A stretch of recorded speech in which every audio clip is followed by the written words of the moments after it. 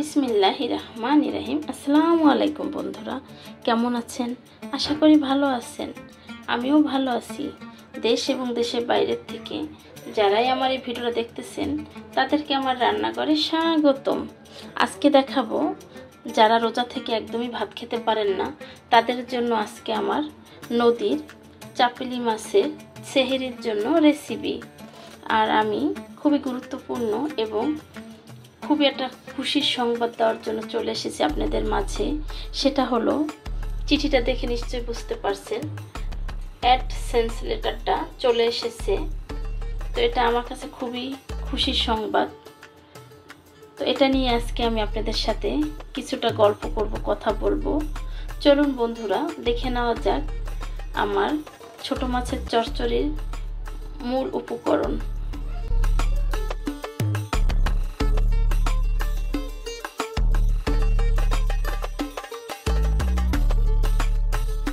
বন্ধুরা, চলে এসেছি মূল পর্বে। এখানে নদীর চাপিলি মাছ নিয়েছি। তো চাপিলের সাথে দুই একটা পুঁটিও আছে, দেখতেই পাচ্ছেন। তো এটা সম্পূর্ণ নদীর মাছ নিয়েছি। তো আজকে সেহরির জন্য আজকে আমার এই ছোট মাছের চচ্চড়িটা। এখানে পেঁয়াজ কুচি নিয়েছি, ধনিয়া পাতা, কাঁচামরিচ, টমেটো। এখানে সব রকমের মশলা নিয়েছি, আপনাদেরকে স্টেপ বাই স্টেপ দেখিয়ে দেব। এখানে একটা নর্মাল কড়াই নিয়েছি, দিয়ে দিচ্ছি প্রথমে মাছটা ঢেলে। যেহেতু চচ্চড়ি করব সেই ক্ষেত্রে পেঁয়াজের পরিমাণ অনেক বেশি দিতে হবে। এখানে 1.5 কাপ পরিমাণ পেঁয়াজ দিয়েছি। দিয়ে দিচ্ছি টেবিল চামচের 1/2 চামচ আদা পেস্ট, 1 চামচ পেঁয়াজের গুঁড়া, একটু কম এসেছে। দিয়ে দিচ্ছি 2 চা চামচ রসুনের গুঁড়া,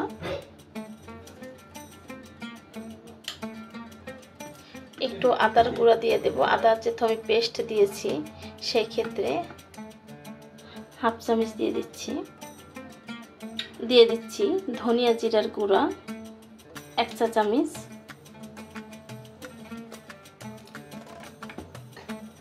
এটা দিয়ে দিচ্ছি ভাজা জিরার গুঁড়া। আমি ভাজা জিরার গুঁড়াটা একটু আগে দিয়ে দিচ্ছি আজকে। দিয়ে দিচ্ছি 1 চা চামচ মরিচের গুঁড়া, স্বাদ অনুযায়ী লবণ, 1 চা চামচ হলুদের গুঁড়া। এখন দিয়ে দেব টমেটো আর কাঁচামরিচ, দিয়ে দেব ঘানে ভাঙা সরিষার তেল।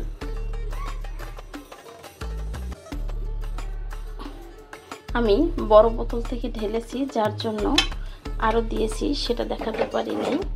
চুলায় বসিয়ে এখন খুব সুন্দর করে মাখিয়ে নেব।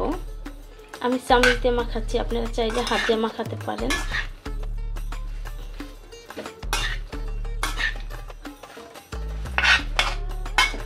এটা 5 মিনিটের মতনই খুব সুন্দর করে এভাবে করে মাখিয়ে নেব। সেই ক্ষেত্রে কিন্তু টেস্টটা কিন্তু অনেক ভালো আসবে।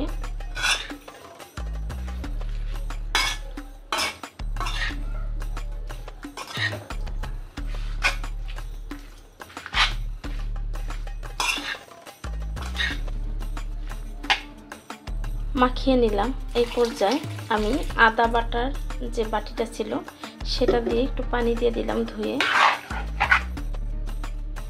আজকে আপনাদের সাথে যে গল্পটা করতে চেয়েছিলাম, এখন সেই গল্পটা আমি করব আমার অ্যাবসেন্ট লেটারের ব্যাপারে, যে আমি কিভাবে চিঠিটা এত তাড়াতাড়ি পেয়ে গেলাম সেই গল্প আপনাদের সাথে আজকে করব।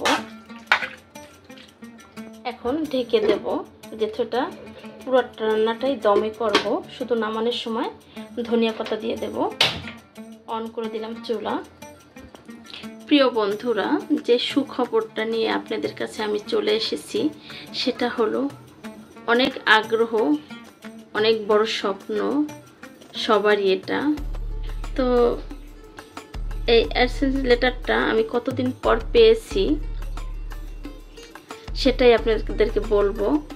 আমার মনিটাইজেশন হয়েছে 3 মাস হয়েছে, আর 15 দিন আগে আমি এই চিঠির জন্য অ্যাপ্লাই করেছি। তো 15 দিন পরেই আমি চিঠিটা হাতে পেয়ে গেছি। তো আজকে আমি আপনাদের সাথে শেয়ার করতে চলে আসলাম। প্রথম ধাপ থাকে আমাদের মনিটাইজেশন করানো, খুবই কষ্টের। তো মনিটাইজেশন আল্লাহর রহমতে হয়ে গেছে মাশাআল্লাহ। তারপরে আমি 3 মাসের মাথায় এই অ্যাসেন্ট লেটারটাও পেয়ে গেলাম ইনশাল্লাহ, আলহামদুলিল্লাহ, সম্পূর্ণ আমাদের পুরানো বন্ধুদের সহযোগিতায়। এবং প্রত্যেকটা বন্ধু অনেক হেল্প করেছেন, না হলে কখনো এটা আমার সম্ভব হতো না এই লেটারটা পাওয়াটা। তো যারা যারা এই চিঠিটা পান নাই তারা হার মানবেন না, কষ্ট পাবেন না, ইনশাল্লাহ আমার মতো আপনারাও পেয়ে যাবেন। প্রত্যেকটা বন্ধুকে বলবো সবাই সবার ভিডিও দেখবেন, ফুল ওয়াচ করবেন, অ্যাড সহ দেখবেন। আর আমার ভিডিও সবাই অ্যাড সহ দেখেছে, যার জন্য আমি 3 মাসে সম্ভব হয়েছে। সবাই না দেখলে কখনোই আমি এই লেটারটা পেতাম না তো তাড়াতাড়ি। অবশ্যই আল্লাহ সাথে ছিলেন, আর প্রত্যেকটা বন্ধু উসিলা ছিল, যার জন্য আমি এত তাড়াতাড়ি চিঠিটা পেয়ে গেছি। সবাই আমাকে হেল্প করেছেন বলে আমি এত তাড়াতাড়ি চিঠিটা হাতে পেয়েছি। তো যারা যারা এখনো পান নাই, আমার সাথে মনিটাইজেশন হয়েছে বা আমার আগে হয়েছে, আমরা সবাই সবাইকে চিনি, তাদের জন্য অনেক দোয়া ভালোবাসা রইল। আপনারাও জানি খুব তাড়াতাড়ি এই মূল্যবান চিঠিটা পেয়ে যান। আপনাদের জন্য অনেক অনেক শুভকামনা রইল, অনেক অনেক ভালোবাসা ও দোয়া রইল। প্রতিনিয়তই শুধু ইউটিউব ছেড়ে যেতে চাইতাম। তো আমার কিছু কিছু কাছের মানুষ আছে যারা আমাকে বাধা দেয় যে ইউটিউব ছাড়া যাবে না, তুমি পারবা বা থাকো, নিরাশ হও না। তাদের জন্যই আমি এখন পর্যন্ত ইউটিউবটা ছাড়ি নাই। প্রিয় শেপা আপু, অনেক অনেক ধন্যবাদ তোমাকে, অনেক অনেক ভালোবাসা। প্রিয় শম্পা আপু, রেনেসা শম্পা কুকিং, আর শিপা আপু হয়েছে যে শিরিনা কুকিং। প্রিয় ফারজানা আপু, সুমি আপু, তারপরে ফারজানা মম কিচেন, জাকিয়াস কিচেন, তারপরে ইউরোপে থাকে সেলিনা আপু।